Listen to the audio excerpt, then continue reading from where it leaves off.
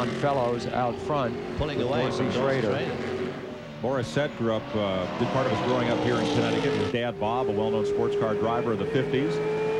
This is on board with Jamie Gallus, looking ahead to Paul Gentilozzi, who, of course, won the last race up at Mosport. If there's anybody with a more ready smile on his face than Paul Gentilozzi, I don't know who it is. Did you? I mean, he's always grinning and kidding people. But Jamie has got to make up some time. He has a very slight lead in the championship over Dorsey, and languishing back here is not helping him. He's not having a great day. Well, there he is. That's 7th and 8th spot you're looking at now. Gentilozzi 7th, Jamie Gallus 8th. That's not where either of them want to be. Both previous winners this year. What Jamie needs is a full course caution, because this race is expected to run without a pit stop, and he is well back of the lead cars. There's the left-hander. This is the only bank turn on the course. If you get way down to the bottom there in that right-hander, you get a little bit of banking, and believe me, it's not much. No, and that's what gives him a good shot. And this is the banking you're talking about. Just right there, the road works for you as it swings uphill, but you've got to be real careful when you come over the top, because as you say, if you get too close to the left-hand edge, find yourself going over the hedge. And no one knows that better than Sammy. Oh, no, you're going to refer to that oak tree that the parts of my car are still embedded in? Not that story again, David. That's not the only part of the track I've been on. Anybody who hasn't been off there, raise their hand. Right? No hands, none of us. All right, here's Bart down to the Gentilozzi pit. Mark Strickland, what a difference a week makes. Last year, Paul had a last week, Paul had a great race at Mosport. Looks like he's struggling a bit out there. What's he saying to you? He hasn't said anything to us yet, but Lime Rock has been a place where we've struggled in the past. We had to struggle from the first time out here this weekend. Just before the race, we took a big gamble and changed the whole car. Looks like we might not have gambled in the right direction, but there's a lot of laps to go yet, so we're hoping for a break. What about Bill's car? Same thing with him? Bill seems to be doing okay. He's running a good steady pace. Well, big difference a week makes, but still got a bit to go. Back to you guys. Tough track to drive, Lime Rock Park, if you miss the setup. Trans Am racing continues after this.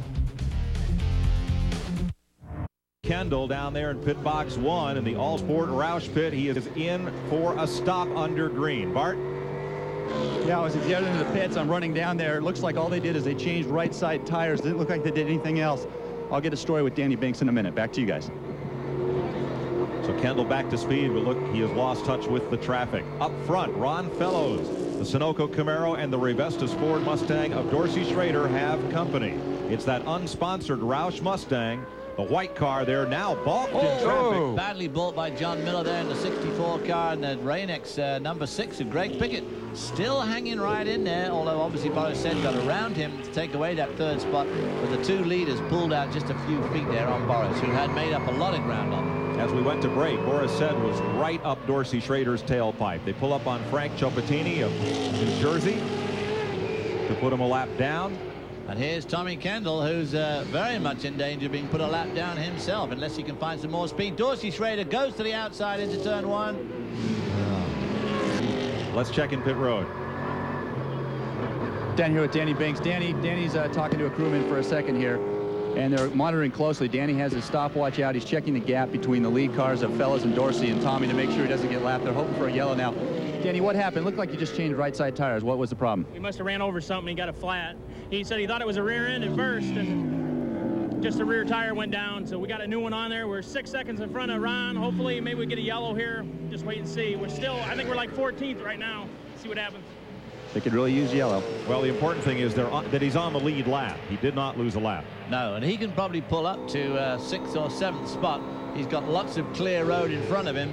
And of course, we've seen Tommy Kendall do it. I think he does it on purpose. You know, he did this at Mosport last year. He did it at Mosport this year. He comes in, changes tires, and rockets through the field, and consistently comes in the top 3 doing that. Well, I'll tell you, Ron Fellows has been unable to pull away from Dorsey, and Boris Said has again made up this ground, guys. I mean, he is able. He's the fastest moving car on the track. You see him there in the white Mustang. Now watch when he goes into these turns. He takes a shallower line than the other guys in. He just seems to have more grip and a little more car control as he comes out, not as much wheel spin. And this is his really good spot. Right up here. The rising turn. You watch him leap up this hill. Plus he'll do it wrong. No, he didn't. He did it right, and he picked up a car length. Look at that. See, he was about 3 back. Now he's 2 back. He certainly is. Old Boris has got that corner sussed right out, going right to the edge of the road. They've all got those 600 Goodyears on the left. Boris and Dorsey have got 430s on the right, which should help them a little bit through that left-hander turn 2. But as you said, Mike, Ron not pulling away. Got in front, and I thought he might sort of rock it off, but he's not, is he? No, Schrader really liked his setup this morning. They practiced on the race setup at nearly qualifying speed. So for him to keep Fellows in sight, I wonder if Dorsey will wait on a traffic opportunity, because right now he seems to be running just at a comfortable pace, 3 car lengths back of Ron Fellows. Boris Said, I think, is the man to watch. As far as somebody who's motivated, who's racing at his home track, a place he's put on a lot of laps, and as Bart pointed out, has nothing to lose and everything to gain by just going for the victory and not running for points. Well, as Boris said, is that was Dorsey Schrader put a wheel right over the edge there at West Bend. West Bend, a very difficult turn. It's very fast and very flat. It absolutely has nothing to help you at all. And it's even difficult to pick it up when you're low in a race car. And obviously they both slid their wheels over the edge there. David, don't you think West Bend is the turn that maybe last master of this whole track? There's just something weird about it. It's hard to get it right. It's narrow and it's flat and it's very fast, and it is difficult to master. Here you see it now. Boris coming around and gets showered with gravel from young Mr. Schrader, and joins him by putting the wheel over the edge. Of course, you don't want to do that too often, because that can really cut a tire down. The deceptive thing about West Bend is if you apex that corner too early, there is not enough racetrack to get out of the turn. You're going to be where they were, right? Been there, done that. Got the broken fiberglass. All right, we'll be right back to Lime Rock Park. Lime Rock Park, where you're chasing the leader, Ron Fellows, and he's about to be in heavy traffic. Dorsey Schrader, Boris Said, Greg Pickett tracking that Sunoco Camaro of Fellows. Here he comes down the front straightaway, and lots of race traffic. 9th place battle just ahead. It's Camaro, Mustang, Mustang, Camaro.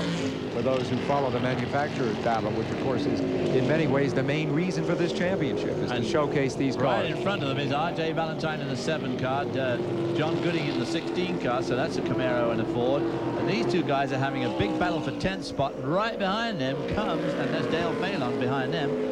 Right behind them is going to approach there to come. There they come. Leading trip. Oh, it's going to be fun, isn't it? And Fellows got balked by a slower car at the uphill, which is a tough place to try to dive bomb a pass. Going past a slower car there on the approach to West Bend, which of course gets you off to a bad start for that very fast corner. Riding with Jamie Gallus there for a second in the S's. Here come the leaders. There's Fellows. Second pack of cars are your leaders, bearing down on a battle for 9th place. Because Dale Phelan, I tell you, was not looking in his mirror. He's looking at John Gooding in front of him. And whoa! Oh, Boris Said nearly had Dorsey Schrader there on the entry to Big Bend. Let's go to the Chevrolet pit. Here's Bart. Yeah, you're looking at Don Murphy. He's got his eyes intently fixed on the last corner here. We'll speak to him in a minute. He's looking for his driver, Jamie Gallus, who's embroiled in a pretty heated battle with Paul Gentilozzi here as they go by. He clicks the watch. Don, Jamie's the points leader here, so I guess the key is to finish the races. Is the car getting better for him as he goes along here? Well, Jamie hasn't said anything to us during the course of this race.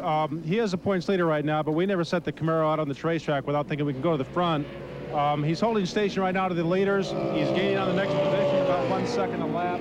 He's P6 right now, so we just have to wait and see what happens. So they're pretty confident down here. A quick update on Dennis LaCava, the crew chief for Ron Fellows. He said Ron hasn't said anything. When Ron doesn't talk on the radio, that's usually a good sign. And all you got to do is look at the racetrack, see him leading to know that that's the case. Back to you guys. There is Gallus, and he has close company there. One of the Highway Master Camaros. That 6th and 7th spot, they seem to be pretty much on their own at the moment, having got around Paul Gentilozzi. I thought that Jamie Gallus would probably pull away. He looked like he was a lot quicker than Gentilozzi, and that Gentilozzi may have been holding him up, but obviously not the case. These two Chevrolet Camaros very evenly matched. And this guy, of course, number 11, the Ford Mustang of Tommy Kendall, is in fact catching them up slowly but surely. He's in 7th place right now, and Kendall is 8th in closing. This is going to scramble the championship standings, though, because Dorsey has a very good chance, if he stays where he is, of moving ahead of Jamie Gallus at the end of the day in the championship, and I think it's going to hurt Tommy Kendall, too. It will hurt Tommy Kendall. It'll hurt Paul Gentilozzi. It'll help Ron Fellows enormously to finish in the lead. Let's get back to the leaders, where race traffic has split them into 2 groups as they work around Dale Phelan. Boris has again lost touch with the lead pair. R.J. Valentine going wide there in a number 7 car, and that allows... You're on board with Dorsey here. Boy, the lap cars can help you or hurt you depending on where you catch them. Boris Said has yet to get around R.J. Valentine in that number 7 car. And right behind, Boris said, still hanging tough with that lead pack is Greg Pickett. Let's go to his pit, Bart. Yeah, you're standing here looking at Mike Pickett, Greg's son, who's monitoring the radio. Your dad's hanging in there pretty good. He's right behind Boris for 4th place. Has he talked to you at all? Yeah, he just... You can see as Pickett is flashing by. He's taking a look at him. Yeah, he says everything's going good. He's just letting some time go by and we'll see what we can do at the end. Now, I know you started with the different compound. You started 600s and 430s all the way around. The 600 and 430s. Does he have enough tires at the end of the race, you think? Yeah, it says the tires are fine. Everything's fine. He's just trying to get by his teammate right now, so we're trying to communicate with his teammates and try to get him through the traffic. Well, as David and Sam know, there's probably not a lot of guys out there who have more experience than Greg Pickett. He's looking good. Back to you guys. Oh, he just absolutely had the worst of 2 worlds there, because R.J. Valentine, he came up to lap a slower car and he had to follow them both down no-name straight. Lost a ton of time there. Probably lost about 4 seconds. I think it'll be a long talk in the transporter after this race. Well, R.J. was kind of trapped himself. They were catching up with that white car there, and just, oh, God, just a nightmare. Look at the difference, the whole straightaway back. Traffic has changed the complexion of this race. Ron Fellows in the Camaro leads it from Dorsey Schrader's Mustang. As we watch Ron Fellows put on a driving display, he took advantage of Dorsey Schrader in race traffic. Schrader has stayed right in his tire tracks ever since. Boris Said has gotten right up to Schrader's bumper, but traffic has split him from this lead duo as we are past the halfway point. So now Boris Said has got to work his way back up to that group, and there you see Tommy Kendall, who made a pit stop, a disastrous pit stop to change tires on green. Lost a bit of time, came out just in front of the lead pack onto the main straight, and he has in fact pulled away from them again and is catching up with that's Scott Sharp in front of him, who's 2 laps down. He also had to make a stop for a jammed gear shifter, we think. And in front of them, just around that corner, is a good battle for a 6th and 7th spot between Jamie Gallas and Paul Gianalotti. Tommy Kendall is trying to wind those 2 guys in. He's going to have to get around Scott Sharp first. He's on the lead lap in 8th place. He drafts Sharp down the front straightaway. And Sam, is that about the only place here where a draft really works, is this front stretch? I'm not sure that was really a good draft, but yeah, it is the only place you could hope to make one work. The idea is to stay in right behind the other guy and then move out right at the last minute. But that's a tricky move, too, because it takes you right into the bumpier part of the inside of that first turn. And, of course, you've also got to assume that the guy that you're going to whip out and is not going to occupy the piece of road that you want to occupy going into Big Bend. Precisely. Back to pit road. Max Jones, crew chief, or team manager, I should say, for both Boris Said and Tommy Kendall.